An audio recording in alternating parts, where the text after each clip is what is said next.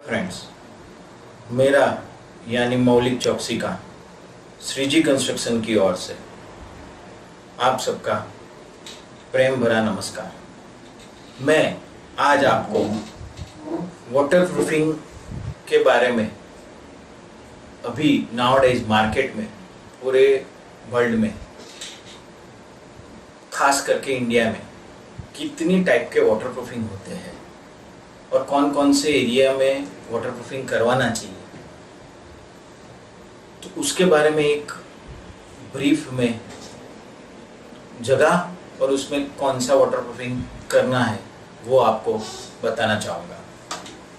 तो सबसे पहले थैंक यू मेरे पिछले वीडियो को ज़्यादा रिस्पांस देने के लिए।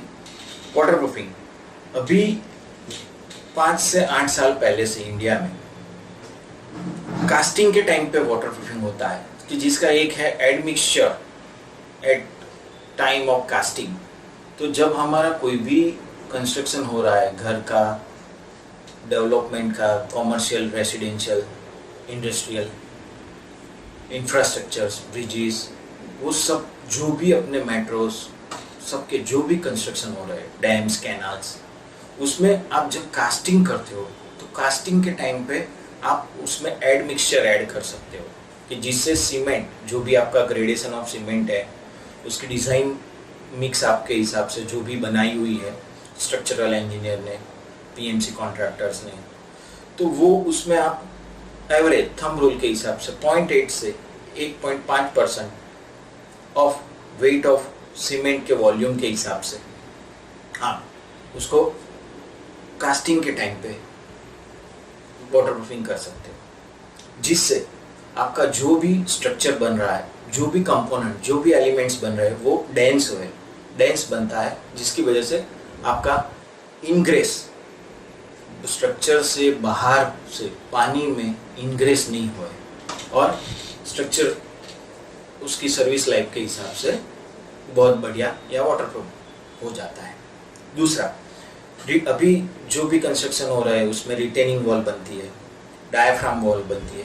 तो डायाफ्राम वॉल में और रिटेनिंग वॉल में भी आप एक्सटर्नल साइड से पॉसिबल, आइदर इंटरनल साइड से, जैसे भी as per the condition of the site और सिचुएशन आप उसको वाटरप्रूफिंग कर सकते हो। माने रिटेनिंग वॉल का और डायाफ्राम वॉल का वाटरप्रूफिंग होता है, उसमें क्रिस्टलाइंस मेथड है, फिर अपना बिटुमिनस कोट है, फिर सीमेंटेशियस भी बढ़िया से कोट्स है, और आप उसके ऊपर प्लास्टर अवॉइड करके आप सुप्रीम और कई कंपनी के बाहर के सीट्स आते हैं, वो सीट्स लगा सकते हो, ईपीपी मेम्ब्रेन कर सकते हो।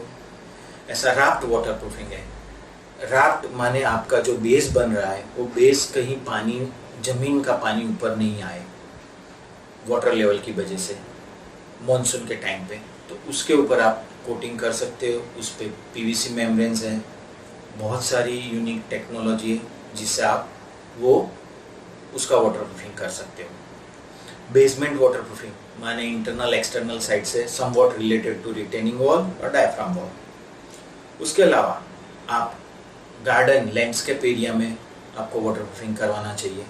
लैंडस्केप एरिया में जो भी वाटरप्रूफिंग होता है उसमें जनरली कंपोनेंट के हिसाब से ऐसा सिलेक्शन होना चाहिए कि वो आपका गार्डन है इसलिए एंटी रूट होना चाहिए। जो भी वाटरप्रूफिंग कर रहे हैं वो कंपलसरी एंटी रूट होना चाहिए।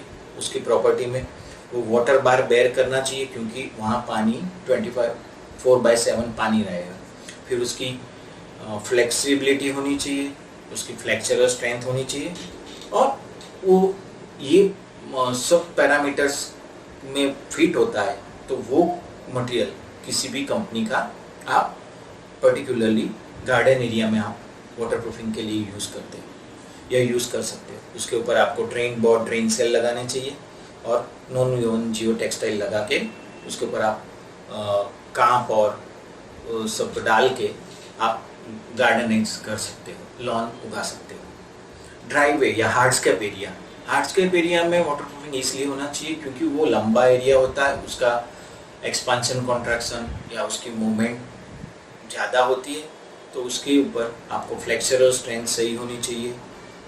उसका 2 कंपोनेंट वाटरप्रूफिंग का प्रॉपर्टीज़ में फ्लेक्सिबिलिटी होनी चाहिए और आपका स्क्रीड यानी स्लोप एकदम बढ़िया होना चाहिए। तो आप ड्राइवे या हार्डस्केप एरिया में भी वाटरप्रूफिंग हम लोगों को करना चाहिए। स्विमिंग पूल, लिली पॉन्ड या फाउंटेन एरिया में वाटरप्रूफिंग करना चाहिए। उसमें भी फ्लेक्सिबिलिटी, फ्लेक्चरल स्ट्रेंथ और सबसे बड़ा वाटर बार, आपका जो भी केमिकल यूज़ कर रहे हो वो कितना वाटर बार बेयर कर सकता है, उसके मुताबिक प्रोडक्ट का सिलेक्शन, कंपनी का सिलेक्शन, पास की हिस्ट्री सब चेक करके करना चाहिए। तो आपका swimming pool area, lily pond area या फाउंटेन एरिया में लीकेज होने के चांसेस खत्म हो जा सकते हैं या फिर कम हो जाते हैं। उसके अलावा आपको टॉयलेट्स और बाथरूम में वाटरप्रूफिंग करना चाहिए, क्योंकि वो भी 24/7 पानी के साथ रहता हुआ एरिया है। तो उसमें भी आपको वाटर बार ज़्यादा लेने की ज़रूरत नहीं है, फ्लेक्सिबिलिटी होनी चाहिए और सही मायने में सही प्रोडक्ट का सिलेक्शन होना चाहिए। तो आप उससे टॉयलेट्स और बाथरूम एरिया के वाटरप्रूफिंग कर सकते हो। अंडरग्राउंड ओवरहेड टैंक का एरिया का भी वाटरप्रूफिंग होना चाहिए। एसटीपी टैंक्स है, सुएज ट्रीटमेंट प्लांट है, वो सब में भी आपको वाटर बार चेक करना चाहिए। सुएज ट्रीटमेंट प्लांट है तो आपको उस हिसाब से कौन से केमिकल, कौन से कंपनी बनाती है, उसमें कौन सा वाला वाटर जाने वाला है, उसके प्रायोरिटी, उसके बेस पे वो कोटिंग में कौन सा कंपोनेंट होना चाहिए वो चेक करके उसका सिलेक्शन होना चाहिए। क्योंकि अदरवाइज वो केमिकल कंपोजिशन में ज़्यादा है तो आपका कंक्रीट या सीमेंटेशियस कोटिंग वहाँ डिस्ट्रॉयड हो जाएगा अथवा डिलेमिनेट हो जाएगा। अभी उसके अलावा आप छज्जास, प्लांटर्स में वाटरप्रूफिंग करवाते हो या उसमें भी करवाना चाहिए। एक्सटर्नल साइड पे छज्जास पे आप वाटरप्रूफिंग 2 कंपोनेंट से कर सकते हो, पूरा अच्छी तरह से स्लोप बना सकते हो। प्लांटर एरिया में अगेन आपको वही वाटरप्रूफिंग करवाना चाहिए या बेसिक टिप्स वही होनी चाहिए जो आपको गार्डन एरिया में होनी चाहिए, गार्डन एरिया में जिससे आप वाटरप्रूफिंग करवाते हो। टेरेस एरिया में आपको थर्मल का सबसे बड़ा प्रॉब्लम फेस करना है। तो आपका वाटरप्रूफिंग कि आपको कितना थर्मल प्रोटेक्शन दे रहा है वो एक कंपोनेंट आपको ऐड करना चाहिए। फिर आप कई जगह पे यानी एसटीपी है तो उसमें एपॉक्सी कोटिंग या पीयू कोटिंग भी कर सकते हो। एक्सटीरियर वॉल है जहाँ से आपका पानी दीवार के अंदर से आ रहा है तो आप बाहर की साइड से आपको उसको क्रैक फिलिंग करके प्रॉपर सिलेक्टिव मटेरियल से क्रैक फिल करके उसको बंद करके उसके ऊपर आप अच्छे वाले एक्रेलिक बेस कोटिंग कर सकते हो।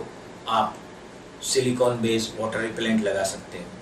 फिर जहाँ आपकी फंगस, अल्कलाइन ऐसा हो रहा है और आपका स्ट्रक्चर गंदा हो रहा है या पुराना हो रहा है या कॉन्टामिनेशन उस पर आ रहा है और आपका जो कलर है उसकी आपको ब्यूटी बनाए रखनी है तो आप वाटर रिपेलेंट के कोटिंग बाहर से कर सकते हो। उससे आपका स्ट्रक्चर की सर्विस लाइफ एक्सटेंड होती है। कई जगह पे आपका पानी आ रहा है तो आप वाटरप्रूफिंग के सिस्टम के तौर पे उसमें पीयू इंजेक्शन ग्राउटिंग करके उसको बंद कर सकते हो। कई जगह पे एक्सपांशन जॉइंट और